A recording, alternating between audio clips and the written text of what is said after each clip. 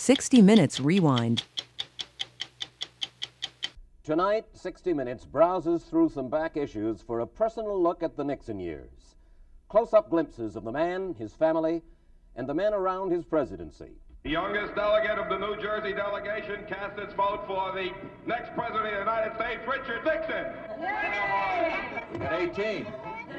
Some public men are destined to be loved, and other public men are destined to be disliked. But the most important thing about a public man is not whether he's loved or disliked, but whether he's respected. And I hope to restore respect to the presidency. If a policy failed on the basis of considerations which you should have known, but didn't put beforehand, in other words, if you were loading your recommendation, I think he would consider that an unforgivable mistake. That's a question that comes back to this whole cover-up thing. Cover-up what? The White House had no interest, as such, in covering this thing up. Those and other candid moments from the Nixon years is what 60 Minutes is all about this evening. We begin that night in Miami Beach, August 1968. The cameras of the three networks were focused on the Republican convention, watching it choose its candidate. 60 Minutes was not in the convention hall that night. We were in the Hilton Hotel in Richard Nixon's suite. He was doing what everyone else was doing that evening, watching television and keeping score. It's all according to form so far, David. We're one up. Put your counts there. On the couch behind Mr. Nixon, his close friend and aide, Bob Haldeman. That's his longtime secretary, Rosemary Wood. In the foreground, the Nixon House conservative speechwriter Pat Buchanan. New Hampshire delegation, the first to be chosen to this convention in a great... Greeting Mrs. Nixon, key staff member Frank Shakespeare. Is proud to cast its 8 votes for Richard M. Nixon. That's where it all began. That's right. Woo! National... Alternate delegate George Jensen. Richard Nixon. Delegate John P. Gallagher. Nixon. Hey! This is marvelous. They told me we'd get 17. Delegate Robert L. Look at his hat. The youngest delegate of the New Jersey delegation cast its vote for the next president of the United States, Richard Nixon. Yay! We got 18. Yeah. David, we doubled it. 18. David, put down, 9 over. 9 over. North Carolina cast 16 votes for Governor Ronald Reagan, 9 votes for Richard Nixon. 2 down. Hey, how come you lost those 2 votes in North Carolina? Huh? Great job. Bye. Oregon cast 18 votes. There, we work for those. There are 30 votes in Wisconsin. And this should put him across. Who does it? MacGyver? Good. He did. It really deserves it. He worked his tail off. I'm glad a primary state did it. Wisconsin is proud to cast its 30 votes for the nominee of this convention, Richard M. Nixon. Congratulations. No,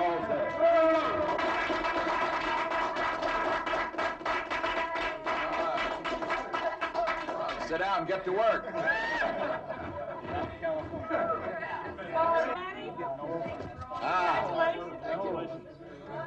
Thank you. I'll tell you, who wants to keep this as a souvenir? Who wants to keep this as a souvenir? Mr. Chairman, we would like to ask that the governor of the state of California be recognized and appear on the platform. What's his problem? Governor Reagan, did you see, is just a murder? No, honey, he's got to make his, throw the California thing in, make it unanimous. 6 weeks later, 60 Minutes visited Mr. Nixon in his New York apartment. He was just beginning to campaign against Hubert Humphrey. The campaign waged against a background of the bitter and divisive war in Vietnam.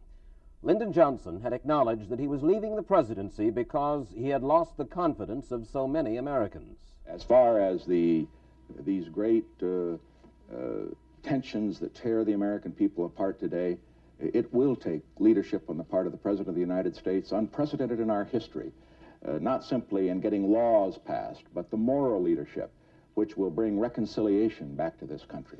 There are those who suggest that you were awed, almost overawed, by Jack Kennedy's money, social grace, position. No, I don't buy that.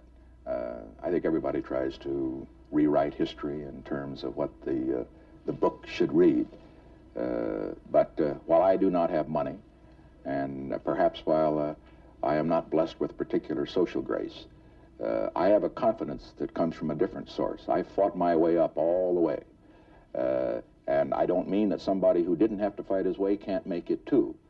But believe me, when you've gone through the fires of having to work your way through school, of having to fight campaigns with no money, of having to do it all on your own, you come out a pretty strong man, and you're not in awe of anybody. There's been so much talk in recent years of style and of charisma. No one suggests that either you or your opponent, Hubert Humphrey, have a good deal of it. Have you given no thought to this aspect of campaigning and of leading? Well, when style and charisma connotes the idea of contriving of public relations, I don't buy it at all.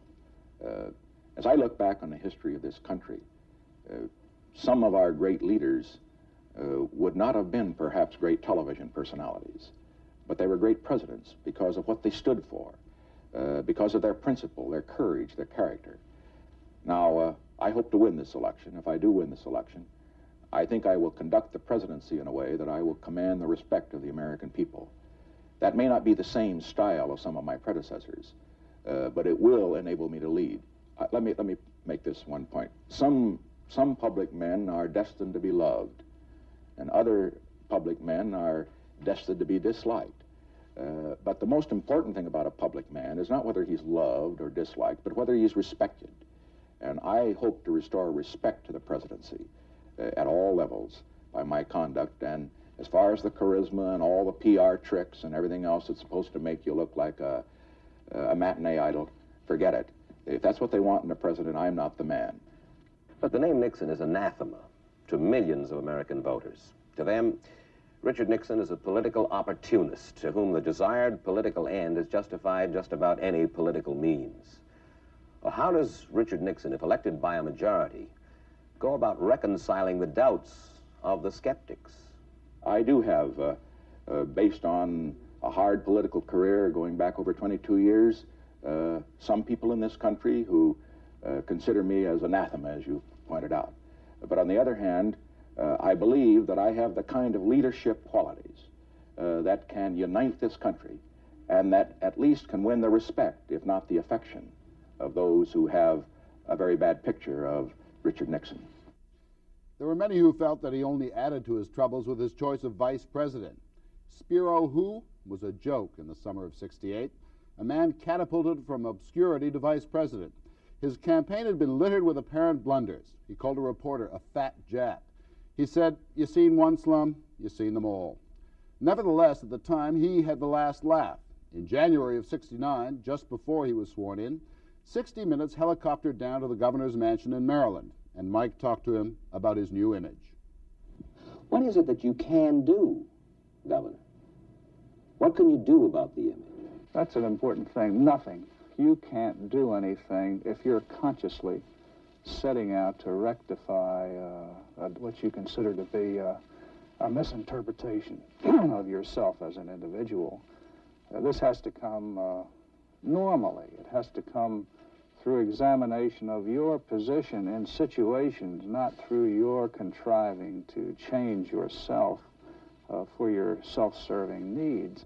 I fully feel that by the time a year has gone by, that what I do and what I stand for is going to be so obvious it's going to be very difficult for the people who are attempting to cast me in the role of the Neanderthal man to continue to think that way. Governor, the publication Current Biography characterizes you as a self-made, middle-class, middle-brow suburbanite, straight out of middle America. That broad core of American society that feels its values threatened by social turbulence and permissiveness. How do you plead? Guilty. That's you. I think that's me, and I hope I don't ever change. Richard Nixon felt that Spiro Agnew was his kind of man, and he used him to carry the banner with a silent majority, to do battle with the press. And in the end, Agnew betrayed the faith the president had put in him. Not so Henry Kissinger, who was not a Nixon partisan to begin with. They were an unlikely pair, the gut-fighting politician and the Harvard intellectual. But Dr. Kissinger turned out to be the president's most valuable asset. He told us how the president used his aide. The president constantly meets people who want something from him. If the president's assistants turn themselves into pressure groups and themselves become advocates for a point of view, they're just adding to his problems. Now, secondly, it'd be preposterous to say that somebody in my position is not asked which course he prefers. And of course I have convictions. And when the president asks me what I think, and he often does, I tell him. And then the last thing that usually happens is that he withdraws for a day or two with all the papers and then makes his decision. I have never known him to make a decision just on the basis of an oral presentation in the 18 months that I've worked with him. I've seen 3 presidents in action, and of course they all differ by personality, background, and so forth. But no president can afford to be dependent on one man. It wouldn't be healthy if he were. I find the president really extremely easy to work with. He's very courteous. He's never lost his composure in the period that I've seen him. Very orderly, very systematic. I sometimes feel that he would not hold it against you if you made a recommendation that turned out to be wrong, unless you made a habit of it. But if a policy failed on the basis of considerations which you should have known, but didn't put before him, in other words, if you were loading your recommendation, I think he would consider that an unforgivable mistake. The story will continue after this. Through the first 4 Nixon years, Watergate was simply an apartment complex where the Mitchells and half a dozen others of the Nixon official family lived. And then in the spring of 1973, the Nixon White House began to come apart. John Ehrlichman, with Bob Haldeman, was closer to the president than anybody else.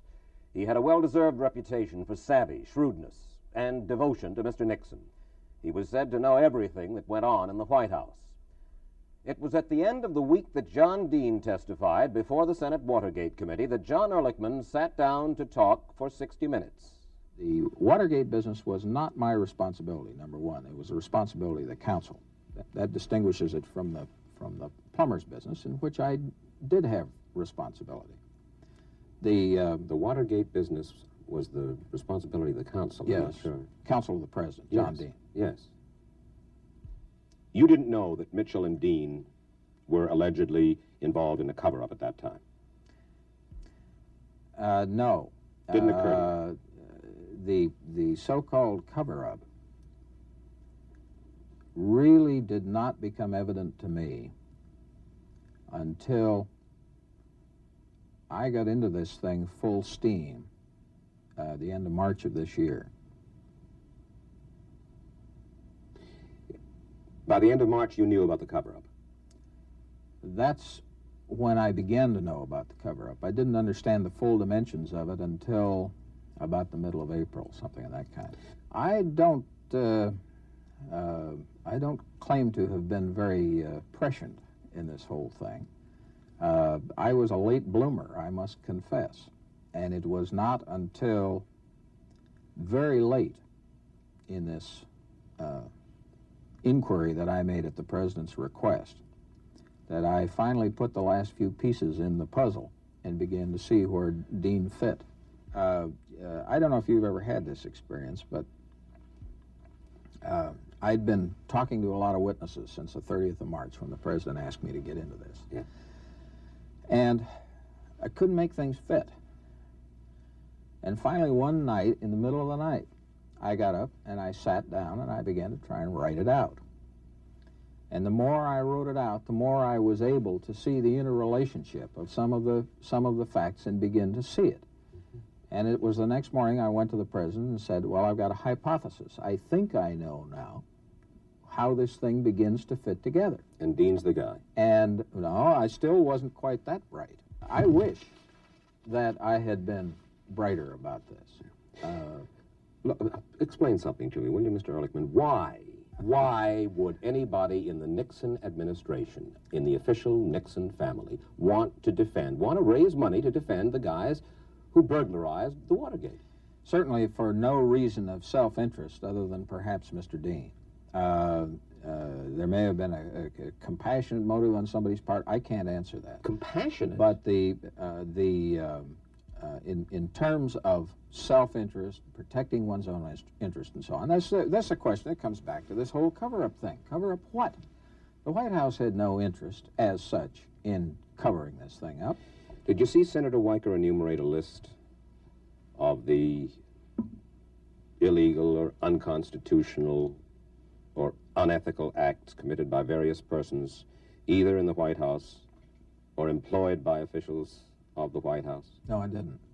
Let me read them. A list of acts committed by people in the White House or employed by people in the White House or employed by people in the cabinet. You know what I'm saying. Breaking and entering. Wiretapping. Conspiracy to foster prostitution. Conspiracy to commit kidnapping. Destruction of government documents. Forgery of State Department documents and campaign letters. Secret slush funds. Laundering money in Mexico. Payoffs to silence witnesses. Perjury. Plans to audit tax returns for political retaliation. Theft of psychiatric records. Spying by undercover agents. Bogus opinion polls. Plans to firebomb a building. Conspiracy to obstruct justice. All of this by the law and order administration of Richard Nixon.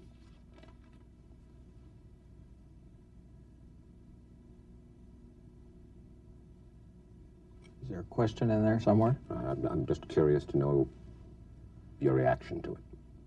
How did it happen? The point here is that to make a list like that and say, how did it happen, or how did that climate get created, it seems to me is to misstate the association of a number of events. That has seemed to be the conscious tactic of some people in an effort to somehow or another make it tougher on the president or the administration. And it seems to me that he is entitled to a measure of fairness in the consideration of this whole thing that kind of an approach doesn't give him. A year later, John Ehrlichman was sentenced to 20 months to 5 years. But others went to jail, men who many of us never even heard of before the Watergate boil broke. Egil Krogh, head of the plumbers, seemed the archetypal Nixon man, young, handsome, loyal, ambitious. It's one of the ironies of the Nixon years that it was those same men that helped destroy Richard Nixon. They served not wisely, but too well. The Sunday before he went to prison, Egil Krogh sat down in this studio, a chagrined and penitent disciple. I happen to feel that probably the president has been treated very, very roughly by the press. I don't know whether it's the Eastern liberal press or the Midwestern moderate press or the Southeastern conservative press. But notwithstanding that, that does not justify condemning the press at large or just living in sort of a constant state of hostility.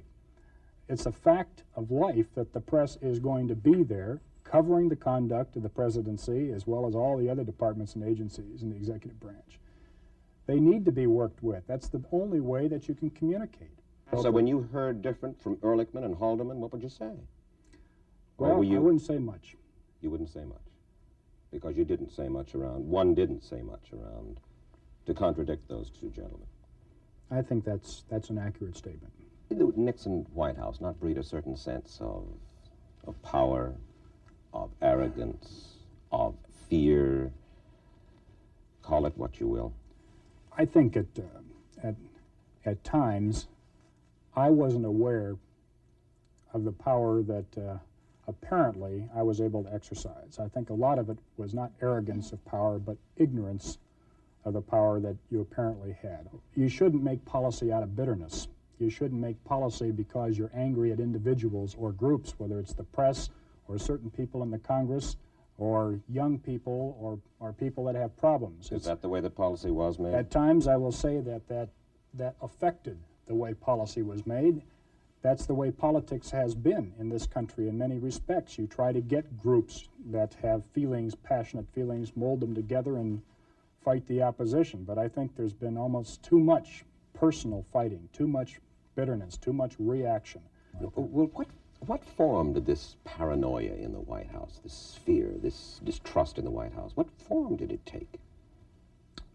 Well, it's very hard for me to say specifically what it was. There was an attitude perhaps that was created by some discussions among staff people that demonstrators and others were just out to sink the president, were out to destroy his policies, a feeling of us versus them. And who was responsible for the climate? Richard Nixon. Again, the climate is set by the top man. That top man is in San Clemente tonight. And one senses from what he had to say on the day he left the White House, he has no intention of leaving the public platforms once and for all. Back in September of 1968, before he won the presidency, Richard Nixon talked to me about his life in politics and of his sometime yearning to get away from it.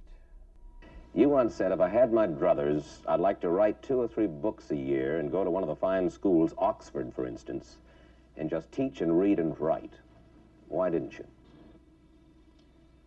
I suppose the political virus attacks an individual at some stage in his life, and once you catch it, there's no drug to get rid of it. In fact, the only illness that I have is hay fever, and I tried every drug there is, incidentally, and nothing works. I still sneeze in September, and my eyes will water, as you see, at this time of year. And so it is with the virus of politics. There's no drug, there's no psychiatric treatment that you can take that's going to change it. Well, I think what I was referring to, Mike, was the fact that sometimes, as I get into the hurly-burly of politics, always talking, always acting, always deciding, I yearn for the days when I could sit in a quiet room and read a great book, or 2 or 3, and then sit down and go through the agony, and it is agony for me, of writing. Now, I don't write very well. I mean, by that I don't write very easily, and sometimes I think not very well. But to me, that is probably the greatest creation, to be able to write well, rather than to be able to speak well. As a matter of fact, I have the same feeling. Another one of my pet ideas is music. If I had my druthers, even at this age, I'd like to go back and take some piano lessons again, so that I could, not so that I could play the classics, which I once played, or even some of the modern music, or even some of the church music that I played when I was played in Sunday school for many years, but so that I could create. You know, sometimes I sit down at a piano and I'll improvise a bit, and I'll feel so frustrated because I don't know the chords and the notes that can put out what I have inside me onto those keys. And so it is when you write. Well, I've digressed. My point is that I guess it's all related, though. It's a question of creating, of doing something. The great composer creates something. The great writer, he creates something. And I think the political man creates something. As I look at the presidency, what appeals to me about it is not that I'm going to be somebody. As Eric Severide once said, what really separates the men from the boys in politics is that the men are people that want to do something with an office, and the boys want to be somebody. As far as I'm concerned, I've had everything, all the great the praise and everything that comes that from being in high office. That means nothing to me now. But I think I can do something about the problems of building peace abroad and peace at home that some other man might not be able to do. Well, he did both. He created a great deal, and he became somebody. And then he threw it all away. He showed himself publicly in these last months of private nightmare to be a very fallible, even petty man. The Richard Nixon who was so troubled about not being easily liked, about not being seen to be warm and human, showed himself to be very human, and it destroyed him. But if ever a man or leader brought it on himself, it was this man. With his own recording equipment, he stripped himself naked, even the expletives enhanced by their very deletion. Without engaging too much in amateur analysis, it's almost as if he has spent a lifetime seeking defeat in order to once again overcome. That morning in his apartment 6 years ago when we talked, I thought I caught a glimpse behind the political facade of Richard Nixon, and I admired what I saw. In his emotional White House farewell on Friday, we all caught another glimpse. Mr. Nixon told us that each defeat brings with it a challenge to try again.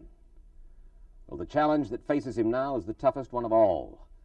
How to begin to put back together a shattered life in the face of subpoenas sure to come and more tawdry testimony and maybe even criminal proceedings. We come to the end of the Nixon years, years of high accomplishment, but years which saw America's greatest political comeback turn into America's greatest political disgrace.